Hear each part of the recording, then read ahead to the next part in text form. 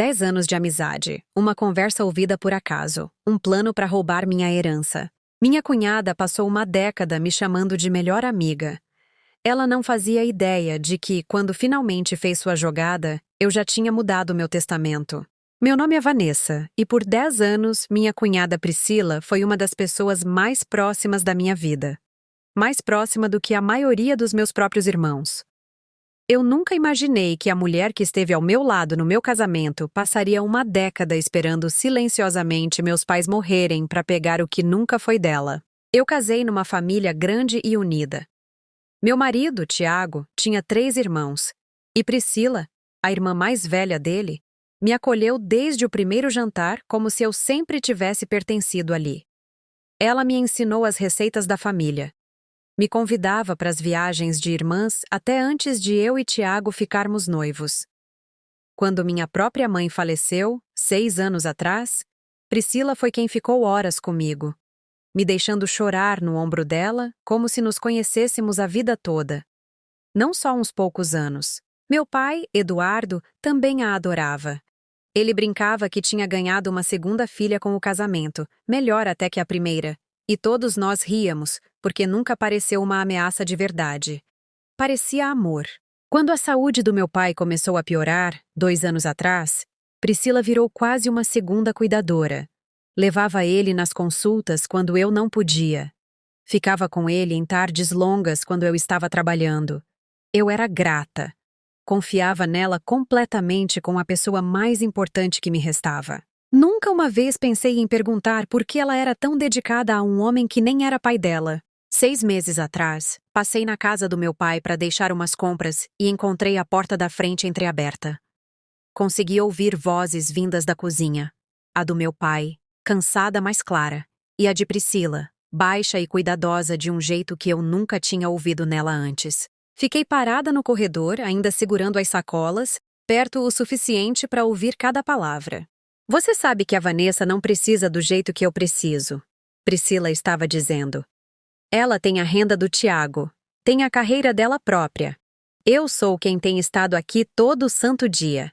Isso não conta pra nada na hora de decidir como dividir as coisas? A voz do meu pai, mais fraca do que eu gostaria de admitir, respondeu algo que não consegui entender direito. Então Priscila de novo, mais afiada dessa vez. Não estou pedindo tudo. Só quero ter certeza de que não vou ficar sem nada, do jeito que o vovô sempre dizia que as noras nunca realmente contam como família na hora que importa. Senti as sacolas quase escaparem das minhas mãos. 10 anos. 10 anos de aniversários, feriados, visitas ao hospital e luto compartilhado, e o tempo todo, alguma parte de Priscila aparentemente vinha fazendo uma conta silenciosa e cuidadosa de exatamente quanta dedicação ela conseguiria converter em herança. Não entrei naquela cozinha. Coloquei as sacolas com cuidado na mesinha do corredor e fui embora antes que qualquer um dos dois percebesse que eu tinha estado ali. Se você já ouviu algo que mudou como você via alguém em quem confiava profundamente, comenta, eu entendo. Quero ver quantas de vocês já passaram por isso.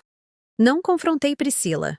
Não disse uma única palavra para o Tiago, ainda não, porque alguma parte de mim precisava entender exatamente com o que eu estava lidando antes de reagir emocionalmente, e possivelmente piorar as coisas para o meu pai, que genuinamente ainda gostava dela, quaisquer que fossem os motivos reais. Em vez disso, comecei a prestar mais atenção.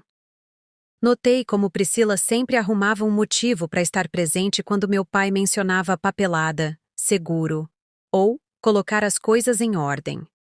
Notei como ela, com gentileza, quase imperceptivelmente, direcionava conversas para histórias sobre lealdade familiar e quem realmente tinha aparecido ao longo dos anos, sempre se posicionando como a resposta para a própria pergunta dela. Liguei para o advogado de longa data do meu pai, um homem chamado Ricardo que cuidava dos assuntos da nossa família desde antes de eu casar naquela família, e perguntei com cuidado se o testamento do meu pai tinha sido atualizado recentemente. Ricardo hesitou de um jeito que me contou tudo antes mesmo de responder. Seu pai me perguntou sobre algumas mudanças há uns meses, ele disse. Nada finalizado ainda. Mas sim, houveram conversas. Perguntei se eu podia ver uma cópia do rascunho atual. O que encontrei revirou meu estômago de um jeito que a conversa ouvida no corredor não tinha conseguido. Priscila não estava só esperando por uma parte maior. Ela estava posicionada, num rascunho inicial, para receber quase o mesmo valor que eu estava para receber, apesar de não ser filha biológica, apesar de esse ser o patrimônio do meu pai, construído ao longo de 40 anos de trabalho do qual Priscila nunca fez parte. Pensei em 10 anos de confiança, 10 anos de viagens e jantares e salas de espera de hospital, e finalmente entendi que parte daquilo provavelmente era real, e parte tinha sido claramente estratégica. Eu não precisava saber a proporção exata para saber que precisava me proteger. Não fui até meu pai com raiva. Fui até ele com honestidade. 2 semanas depois, sentei com ele sozinha. Sem Priscila, sem Tiago. Só nós dois na mesa da cozinha dele. A mesma cozinha onde eu tinha ouvido aquela conversa meses antes. Contei o que tinha ouvido. Observei o rosto dele mudar devagar, de confusão para algo mais pesado, mais perto de decepção. Embora eu nunca tenha tido total certeza se era decepção com Priscila ou consigo mesmo por não ter percebido antes. Eu não quero tirar nada dela por rancor, eu disse a ele. Mas preciso que você saiba o que eu ouvi, e preciso ter certeza de que o que acontecer a seguir aconteça porque você realmente escolheu. Não porque alguém se posicionou com tanto cuidado que você. Nunca teve escolha de verdade. Meu pai ficou quieto por um longo tempo. Então pediu que eu ligasse para o Ricardo e marcasse uma reunião. Só os dois para rever tudo desde o início. Não sei tudo o que foi dito naquela reunião. Meu pai nunca me deu todos os detalhes e eu nunca insisti, porque algumas coisas ainda são decisão dele, não minha para controlar.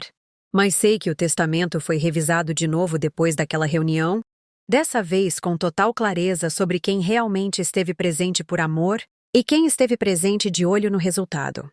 O que eu também fiz, discretamente, nas mesmas semanas, foi atualizar meu próprio testamento e documentos de planejamento patrimonial, algo que eu e Tiago vínhamos adiando havia anos.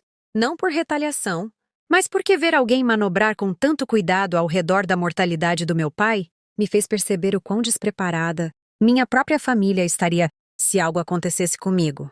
Me certifiquei de que tudo estivesse blindado, documentado e completamente separado de qualquer ambiguidade que Priscila pudesse tentar explorar no futuro. Você já teve que proteger algo importante de alguém de quem nunca imaginou que precisaria se proteger? Me conta nos comentários. Eu leio cada uma. 3 meses depois, tivemos um jantar de família para celebrar o aniversário do meu pai. Priscila chegou exatamente como sempre, calorosa, afetuosa, me abraçando forte na porta, como se os últimos 10 anos não tivessem mudado nada por baixo da superfície. No meio do jantar, meu pai, calmo e deliberado de um jeito que me disse que ele vinha planejando aquele momento, largou o garfo e olhou ao redor da mesa. Quero falar sobre uma coisa, ele disse.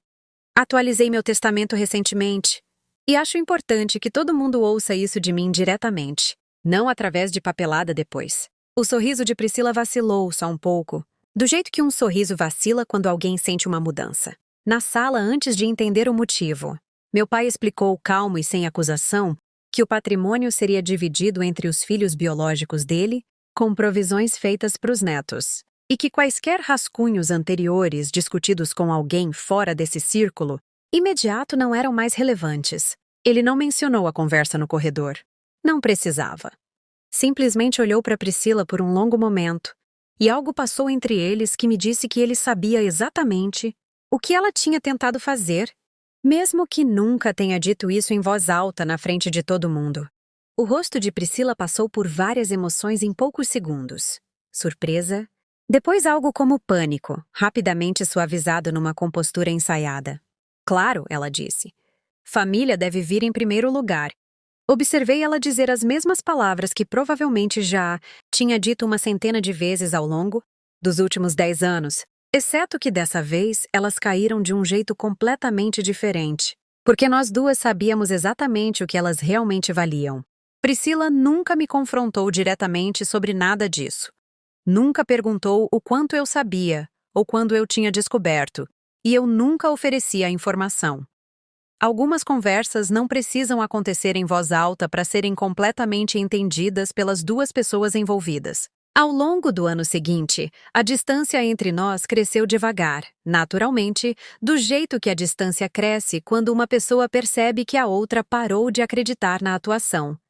Ela ainda vem nos eventos importantes da família, ainda é educada, ainda calorosa na superfície, mas as viagens de irmãs pararam.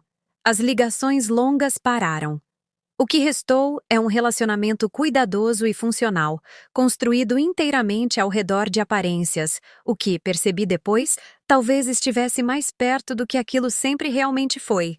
Meu pai faleceu em paz na primavera passada, cercado pelos filhos e netos de verdade, o patrimônio dele exatamente como ele tinha pretendido, sem ambiguidade para ninguém explorar depois que ele se foi.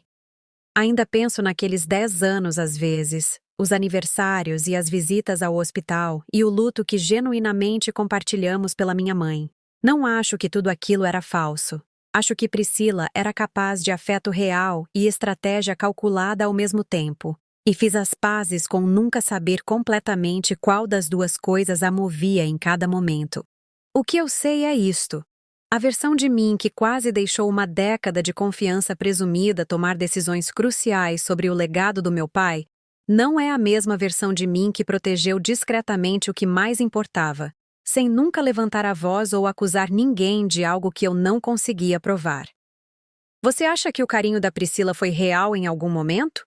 Ou foi estratégia desde o início? Quero ouvir sua opinião sincera nos comentários. Eu não venci confrontando Priscila naquele corredor ou expondo ela no jantar na frente de todo mundo que amávamos. Venci ficando quieta o suficiente para entender exatamente o que eu estava protegendo e me certificando de que estava protegido antes que qualquer outra pessoa pudesse se posicionar ao redor disso. Essa é a diferença entre uma vingança que parece boa por um momento e proteger o que realmente importa pelo resto da sua vida. Então me conta. Você já teve que proteger discretamente algo importante de alguém de quem nunca imaginou que precisaria se proteger? O que você fez? Deixa sua história nos comentários. Eu leio cada uma, e semana que vem talvez eu conte a sua. Se essa história tocou em algo real aí dentro, clica em inscrever-se, porque toda semana eu trago uma história nova, histórias reais de traição, paciência e o tipo de justiça que não faz barulho. Ela só aparece nos resultados. Te vejo no próximo vídeo.